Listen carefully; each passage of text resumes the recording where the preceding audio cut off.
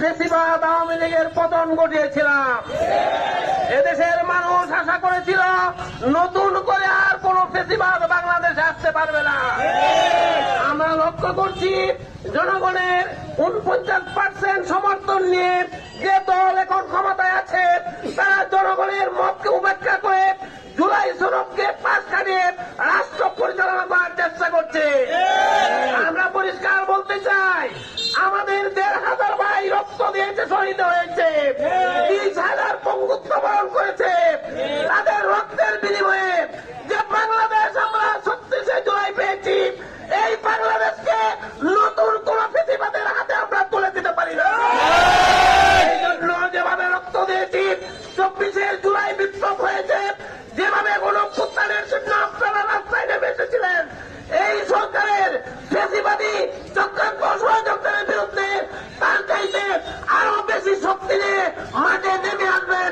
আপনাদের প্রতি এই উদাত্ত আহ্বান জানাচ্ছি। বন্ধুগণ, এই সরকার সংবিধান সংস্কার করবে না।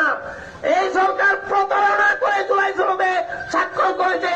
স্বরাষ্ট্রমন্ত্রীর বক্তব্যে যা পরিষ্কার। এই 2-2.5 মাসের সরকার জনগণের বিরোধী সরকারে পরিণত হয়েছে। এই সরকার আমলে দ্রব্যমূল্য বৃদ্ধি পেয়েছে, আইন শৃঙ্খলা পরিস্থিতি খারাপ হয়েছে। বাংলাদেশ ব্যাংকের গভর্নর একজন রেট খেলাপিকে নিয়োগ দিয়ে রেট খেলাপি করার, ব্যাংক লুটপাট করার আইন তারা করেছে। আপনাদের ব্যাংকের আমানত তারা লুটপাট করে বিদেশে পাচার করেছে অতীতে, তাদেরকে আবার সুযোগ করে দিচ্ছে। আমরা এই সুযোগ করে দিতে চাই না। তাদেরকে যেভাবে বিতাড়িত করেছি তার চাইতে আরো করুণ করে দিতে হবে। আপনারা লক্ষ্য করেছেন, আওয়ামী লীগ যে ভাষায় কথা বলতো, আওয়ামী লীগ যে ভাষায় বক্তব্য রাখতো, আজকের সরকারি দল এই ভাষায় বক্তব্য রাখছে, এই ভাষায় কথা বলছে।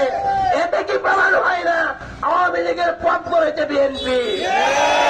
বন্ধুগণ, জামাতে ইসলামীর নেতৃত্বে 11 দলের ঐক্য, যেভাবে আমরা আন্দোলনে ছিলাম, যেভাবে নির্বাচনে ছিলাম, এখন যেভাবে বিরোধী দলে আছি, এভাবেই আমরা মাঠে থাকবো।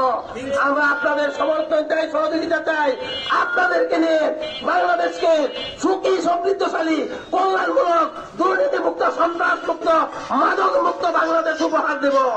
আপনারা আমাদের সাথে থাকবেন। ধন্যবাদ কৃষকবাসীকে।